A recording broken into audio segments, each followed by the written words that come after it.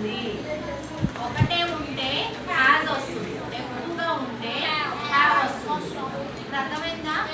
Sir has అన్నారు, have అన్నారు, yes ఉంటే హ్యావ్ వస్తుంది అన్నారు, లేకపోతే హ్యాజ్ వస్తుంది. ఇది కాదు, that is not the logic. ఇక్కడ లాజిక్ అది కాదు. ఒకటే ఉంటే హ్యాజ్ యూజ్ చేస్తాం, ఎక్కువగా ఉంటే హ్యావ్ యూజ్ చేస్తాం. సో ఎగ్ అనేది థింగే, కానీ ఒక్కటే కాదు కదా. ఎగ్ ఒక్కటే ఉంటే మనం హ్యాజ్ యూజ్ చేయాలి. కానీ ఇక్కడ ఎగ్స్ అంటున్నారు కాబట్టి